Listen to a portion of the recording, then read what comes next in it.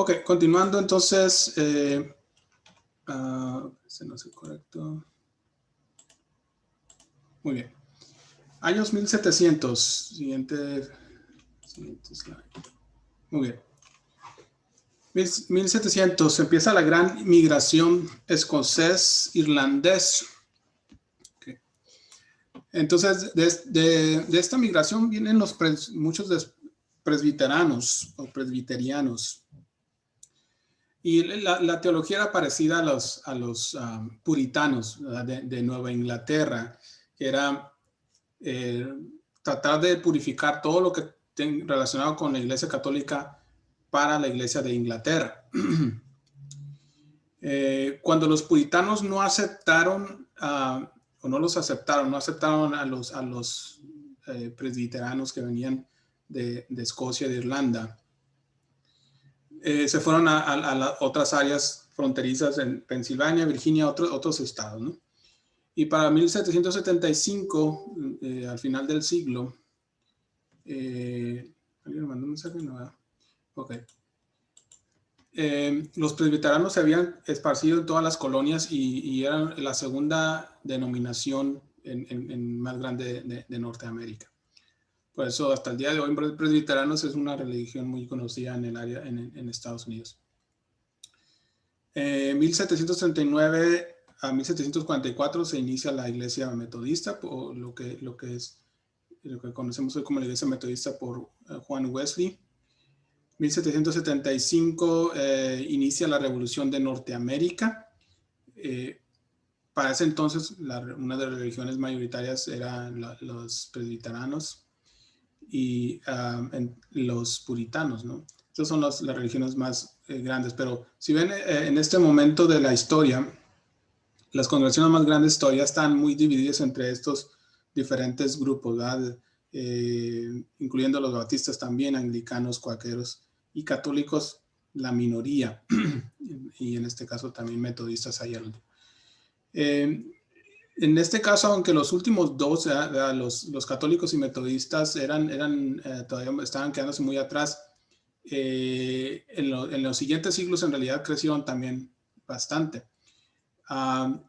En mi caso personal, mi familia por parte de mi papá son metodistas, y aunque en México tal vez no son muy comunes, pero siguen habiendo iglesias tanto en Estados Unidos como en México.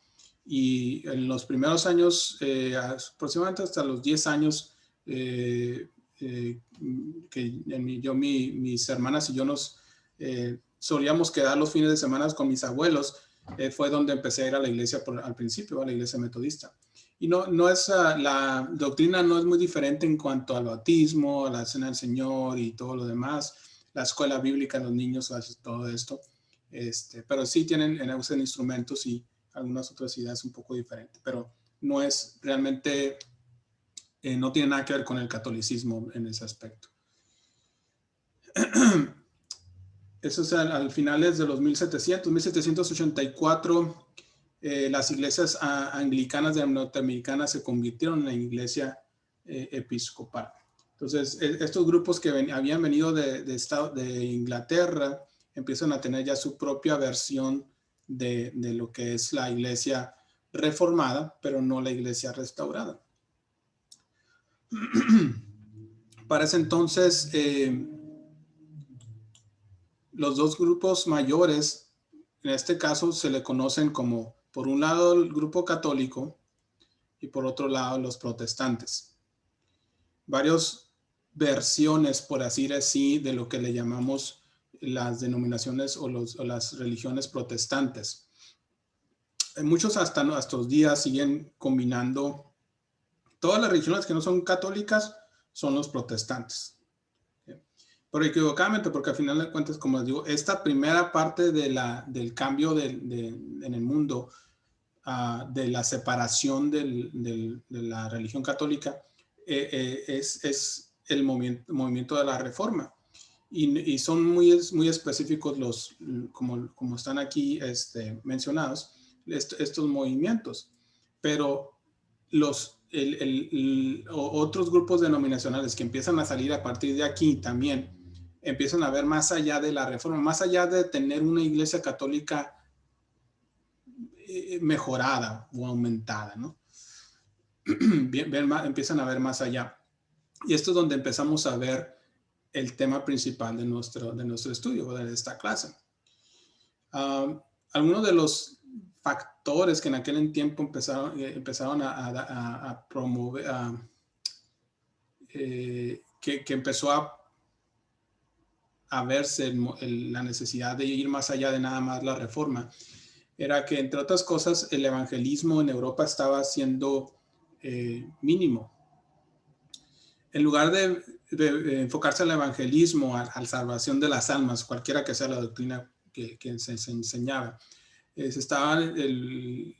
la Iglesia Católica, los gobiernos católicos estaban más involucrados en discusiones teológicas, en la persecución, en tratar de mantener su poder en contra de todos estos grupos protestantes.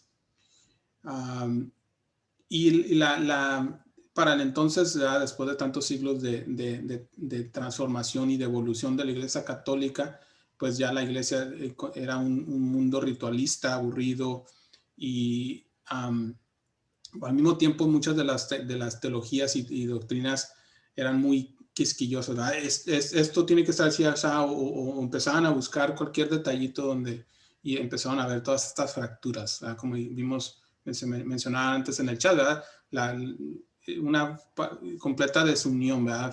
En lugar de unir en un punto central, ya en este caso las escrituras, hubo una fractura completa. Y aquí nos vemos entonces en esta sección de la historia de los años 1700. ¿Bien, hermano? ¿Alguna pregunta? ¿Comentario? Ok. Esta sección de los años 1600 que se le llama el primer gran despertar. Entonces, para efectos del examen, del primer examen intermedio de esta sección, junto con la introducción, no tanto esta sección que vimos de los años 1400 a los 1600, 700, esta sección no necesariamente está o no va a estar en el examen, pero a partir de aquí también, aquí sí lo tenemos que estar al pendiente, ¿no? Por ejemplo, en este caso que es el primer gran despertar, ¿verdad? Empiezan a ver lo que se le llaman avivamientos. Y lo que está pasando, y en esto, en el caso de no en Europa, sino sobre todo en las colonias, en los otros nuevos regiones del mundo, sobre todo en Estados Unidos, en América, donde se empieza a renovar el interés religioso. Primero empezó entre los holandeses que estaban en New Jersey, aproximadamente en 1726, y después empezó a expandirse entre todos los grupos de presbiteranos, ¿no? Estos revivamientos aceleraron el interés en la religión, pero también hubo otros resultados importantes. Entre ellos, estimuló una preocupación por las cuestiones humanitarias. Déjeme paso a la siguiente. Una preocupación a las cuestiones humanitarias y misioneras, y con el resultado del establecimiento de varios colegios, ¿verdad? Entonces empiezan a ver estos colegios que son colegios religiosos para la educación de las personas, pero también enfocados en las cuestiones espirituales. Empezó a haber un sentido de unidad que nunca antes se había tenido. Entonces, no significaba que todos tenían la misma doctrina, pero empezó a haber un interés por explorar las escrituras, la religión, y buscar la unión. Durante este tiempo, la principal figura del gran avivamiento fue Jonathan Edwards. Vamos a pasar al siguiente filmina, hablando de Jonathan Edwards. Jonathan Edwards es mejor conocido por uno de sus sermones llamado Pecadores en manos de un Dios iracundo. En este sermón, ¿verdad?, hizo despertar a la audiencia acerca de la horrenda realidad del infierno. De ahí su mensaje, ¿verdad?, o su título. Se dice que durante este mensaje fue interrumpido varias veces con las personas que estaban llorando, gritando, ¿verdad? ¿Qué debo de hacer para ser salvo? Entonces, es uno de los mensajes más conocidos, ¿verdad? Por eso, durante este tiempo. Como hemos visto en las décadas pasadas, muchas de las principales influencias, en este caso Jonathan Edwards, era de las creencias puritanas calvinistas. Y una de las cosas que hacía hincapié era en el poder de la experiencia personal religiosa, o sea, de que tenías que sentir algo cuando hubiera este cambio o esta conversión.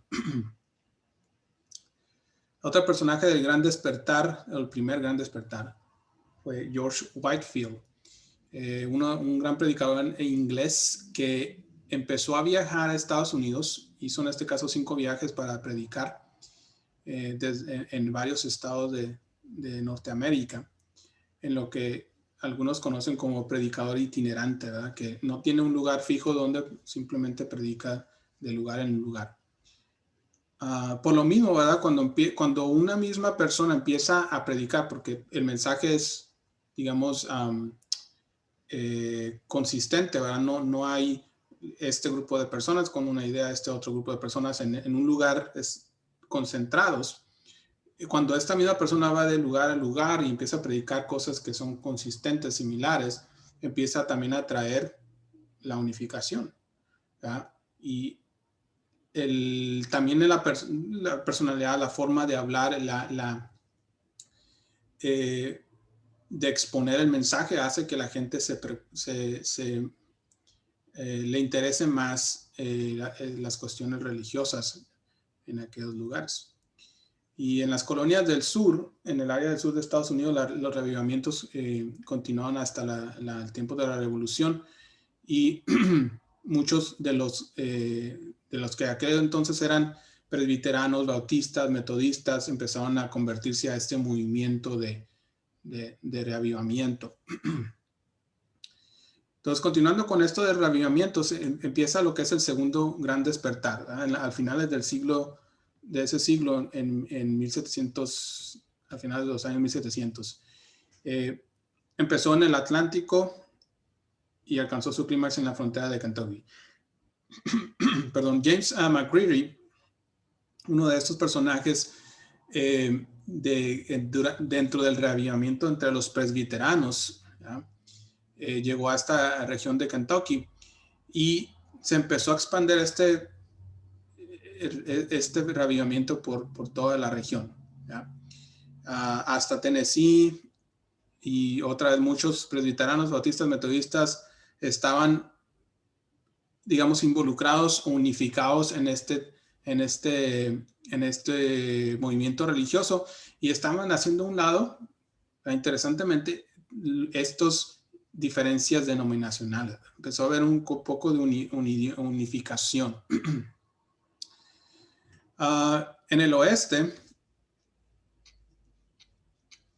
las reuniones empezaron a tener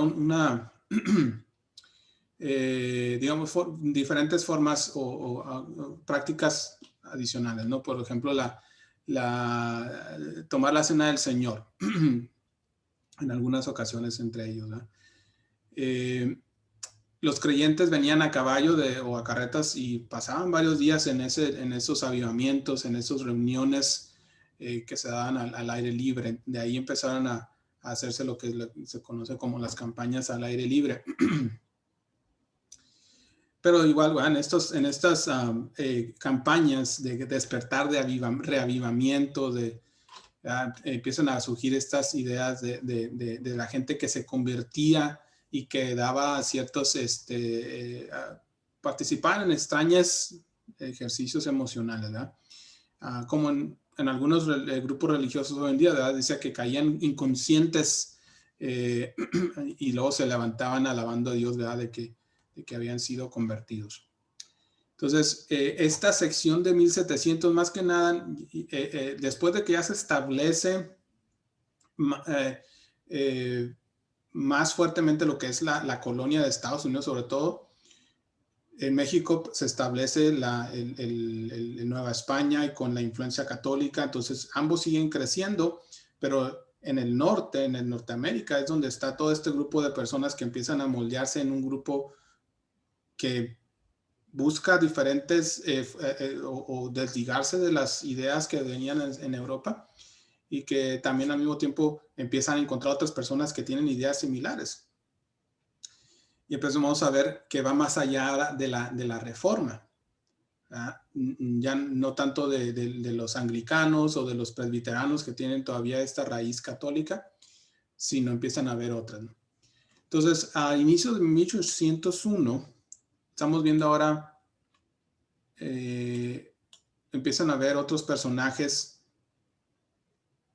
ya centrales en lo que es el movimiento de la restauración. Empezando primero con Barton Stone. Déjenme ver dónde estoy aquí. Ok. Entonces, Barton Stone era el pastor en esta lugar, Cane Ridge. Y cuando empieza a ver estos avivamientos, Stone fue uno de los que abandonó la iglesia presbiterana y empezó su búsqueda por el cristianismo del Nuevo Testamento. Pero le dio la idea de buscar algo más que simplemente transformar o mejorar la iglesia católica. Entonces, para empezar, antes de irnos adentro del movimiento de restauración, ¿cuáles son los factores que influyeron o que contribuyeron al movimiento de restauración o que empezara? Primero que nada, la reforma fracasó. ¿Okay? En el sentido de que no hubo un cambio completo. Al principio del movimiento de reforma, la intención de aquellos que empezaron a protestar eran simplemente eliminar los abusos, pero no la doctrina, no restablecer la doctrina original. Y aun cuando los que se empezaron a alejar de la iglesia católica apostólica romana dirigida por el Papa empezaron a tomar sus propias versiones del catolicismo, igual hasta ahí terminó, ¿verdad? No hubo un cambio completo. Empezó a haber entonces también la libertad de elegir, porque acuérdense que muchos todavía seguían siendo perseguidos aún con las religiones que habían escogido. Empezaron a buscar lugares donde hubiera libertad de elegir y empezaron a concentrarse donde hubiera más oportunidad de explorar realmente qué es lo que debería de ser la religión, no la que fuera impuesta por el Estado o por el gobierno, el rey. Esto incluye la migración de los colonos a diferentes lugares de Estados Unidos. Por ejemplo, los propietarios establecieron la libertad de conciencia, los propietarios de las Carolinas.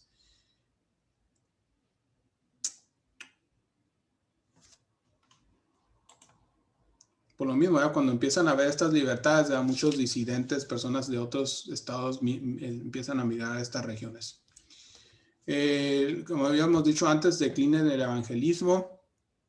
Entonces, personas empiezan a cuestionar cuál es el propósito de la religión.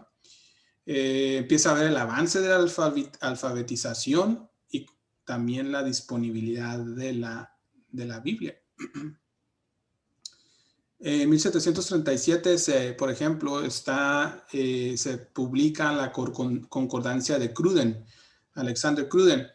Es una de las concordancias más populares de ese tiempo. No es la única o la primera.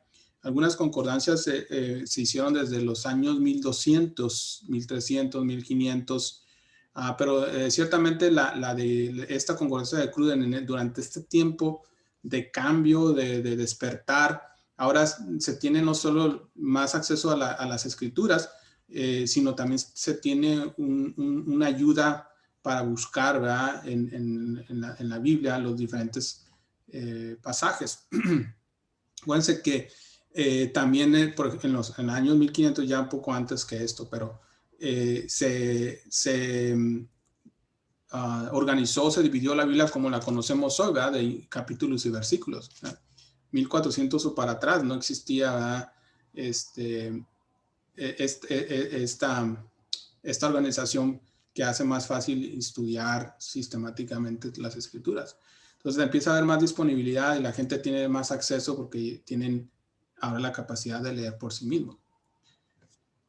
Entonces empiezan a ver las primeras chispas de la... Oh, un comentario aquí en mis notas. Cruden dice que le tomó 3 años hacer la concordancia, él solo. Dice que por 1 año completo estuvo dedicado a hacer su concordancia desde las 7 de la mañana a las 1 de la mañana del otro día, diariamente por 1 año, para poder completar el trabajo inició, el primer volumen de la concordancia, y después le tomó otros 2 años en terminarla, en revisarla y corregirla, poderla publicar. Entonces es un trabajo muy importante para que después de esto, en el 1737, la gente tuviera acceso a esta herramienta de estudio. Muy bien. Primera chispa de la restauración, 1669. Entonces, a finales de 1660, durante este tiempo y los 1800, empiezan a haber ya estos grupos religiosos que empiezan a tener una idea más específica de restaurar, no reformar. En 1669, un grupo de varones se cansaron de todo, otra vez, de la reforma. ¿Qué hizo la reforma? Pues la división, ¿verdad? Y fundaron esta iglesia en el norte de Inglaterra. La iglesia de Total Bank. No es la iglesia del Nuevo Testamento, pero tenían esta idea de empujar un grupo que genuinamente buscara lo que era la iglesia del Nuevo Testamento. Y está documentado sus esfuerzos. Las cosas que enseñaban, entre otras, eran la autonomía de la iglesia, es decir, que hubieran sus propios ancianos que guiaran a la iglesia, lo pastorearan. Seleccionaron a uno de los ancianos como el evangelista, y también en este caso para salir a varias regiones alrededor, y por eso le llamaban el anciano maestro, porque era su función, y incluso tenía un sueldo. Durante ese tiempo también hubieron otras 3 congregaciones que estaban haciendo lo mismo en esa misma región, una en London y otra en otros 2 lugares. Entonces empieza a haber este grupo de iglesias que están buscando un cambio de una iglesia restaurada. Y este esfuerzo, ¿verdad? Empezó a acercar o sea, imagínense, no podemos de la noche a la mañana simplemente decir, así debe ser la iglesia. El movimiento de reforma no está buscando eso, está buscando nada más eliminar los problemas de la iglesia católica, pero la restauración es cómo debe de ser la iglesia original, ¿verdad? Entonces empezamos a estudiar, entonces empiezan a pasar los años, se empiezan a estudiar las diferentes doctrinas, empiezan a ver otros grupos en otras congregaciones, otras iglesias que empiezan a hacer lo mismo, y empieza a haber éxito poco a poquito, ¿verdad? Un esfuerzo que acercó al objetivo final. En 1824, un grupo se separó de la iglesia de Total Bank y se convirtió en lo que se conoce como la Iglesia de Cristo de Kirby. Tenemos 10 minutos más. Y por 30 años esta iglesia se reunió sin estar al tanto de los movimientos que en Estados Unidos estaban pasando de Stoney, de Campbell o cualquier otro líder de la restauración en Norteamérica, pero digamos que estaban buscando objetivos similares a pesar de que no estaban o no se conocían.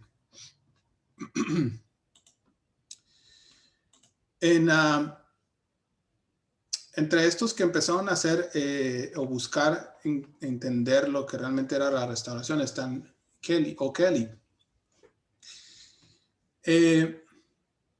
Al igual que Stone, O'Kelly había tenido este sueño de la restauración de la iglesia primitiva. ¿Okay? Barton Stone, que vamos a ver, que es otro de los principales que influyeron en este movimiento, tenía esta idea, pero O'Kelly le precede al menos una década. En 1735, durante el tiempo que él vivió en el área de Carolina del Norte, era predicador de la iglesia metodista. En 1771, John Wesley envió a Francis Asbury a Estados Unidos como su asistente general. Y en 1784 se formó la Iglesia Metodista Episcopal. Bueno, vamos a ver lo que sucede aquí, ¿no? Pero en este caso, Francis Asbury era el superintendente del obispo. Otra vez, parte de la organización de este grupo de iglesias, que todavía eran iglesias reformadas. Ahora, en la conferencia de Navidad, esta persona, Thomas y Francis, realmente predicaban con el ejemplo, ir a lugares lejanos a caballo a predicar. Y se quería o se enfatizaba que solo buscar ordenar como predicadores o obispos, pastores, solamente a hombres piadosos, ¿verdad? Porque ya se habían dado cuenta de lo que sucedía en Inglaterra, ¿verdad? Con toda esta corrupción y todo este abuso de personas que no eran realmente personas santas delante de Dios, ¿verdad? Seguían la voluntad de Dios. Entonces, aquí es donde entra James O'Kelly, que a pesar de que, bueno, estas personas dentro de su idea de la Iglesia Metodista Episcopal, con esta organización piramidal y todo eso, O'Kelly no estuvo de acuerdo. Aunque en este caso, por el caso de O'Kelly, estuvo como anciano presidente desde muchos años. Pero llegó el momento, 1792, en que finalmente O'Kelly rompe con Asbury, con la iglesia metodista. Hubo un conflicto, ¿verdad?, entre ellos que llegó a su clímax en una conferencia que se hizo en Baltimore en 1792. En esta conferencia, O'Kelly propuso que él debería tener la autoridad de rechazar el nombramiento de predicadores por parte de Asbury. O sea, si Asbury, que está arriba, quiere poner a alguien, él estando como digamos, anciano, líder de esta iglesia, podía él rehusarse. Entonces, durante esta conferencia hicieron un voto para a quién le iban a dar la razón y se la dieron a Asbury. Entonces, en ese momento, O'Kelly dijo, bueno, doy mi renuncia, ¿no? Entonces renunció a la iglesia metodista. Y no tuvo otra alternativa más que reorganizarse como otra iglesia. Y eso lo hicieron en 1793, en el día de Navidad, ¿no? El 25 de diciembre. Y le dieron el nombre a este grupo, la Iglesia Metodista Republicana. ¿Okay? O sea, otra vez, tratando de seguir lo que ya sabían, pero con ciertos cambios. ¿Okay? Pero nos estamos acercando más a lo que es la restauración. ¿Okay? Nos quedan 5 minutos aquí, vamos a ver cómo de tiempo. Ok, vamos a tratar de terminar. Entonces, ahora,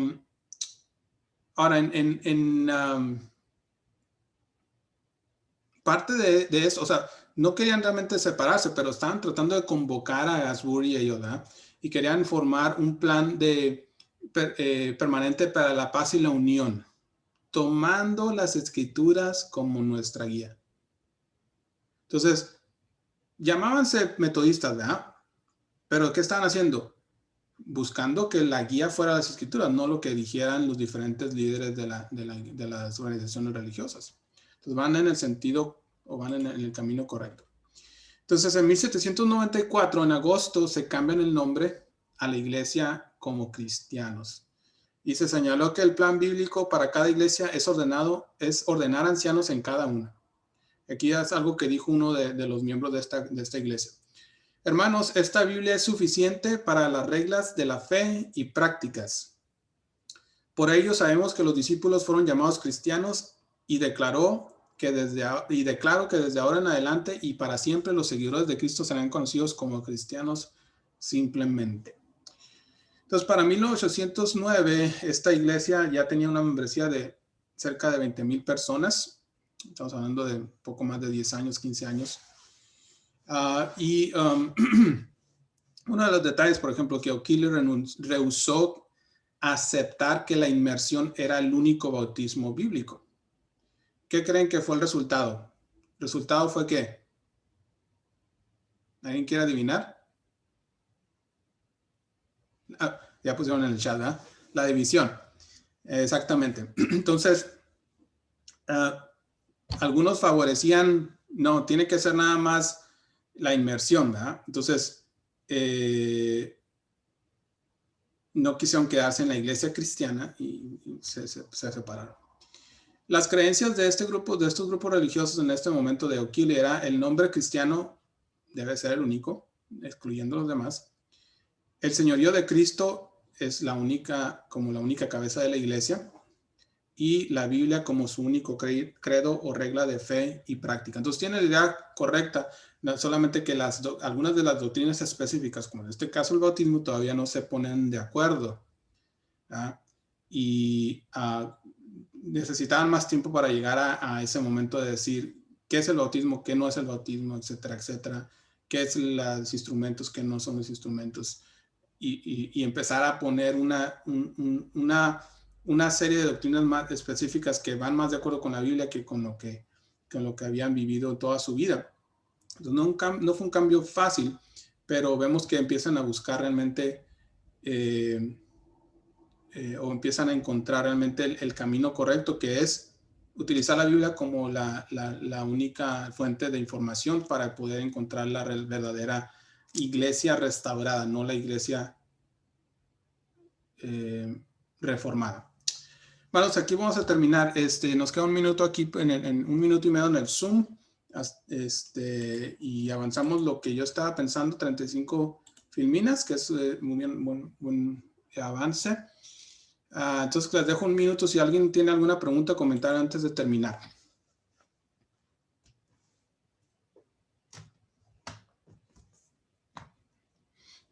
Mucha información, sí, hermano. Entonces, les voy a pasar las filminas para que lo tengan en sus notas y puedan empezar a hacer un resumen, estudiar un poquito más y volver a repasar. Y las grabaciones tengo que revisar porque las tengo que subir, yo creo que a YouTube para que las puedan ver. Entonces, cuando tenga ya eso, se las envío. ¿Algún otro detalle, comentario más antes de concluir?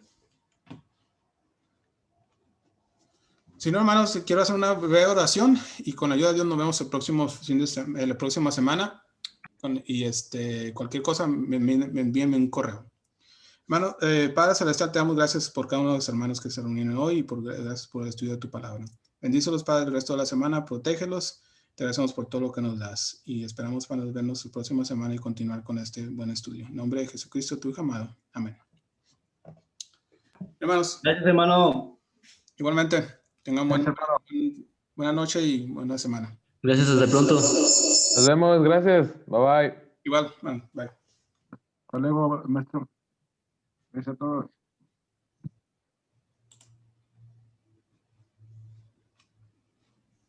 Nos vemos, hermano. Gracias. Igualmente.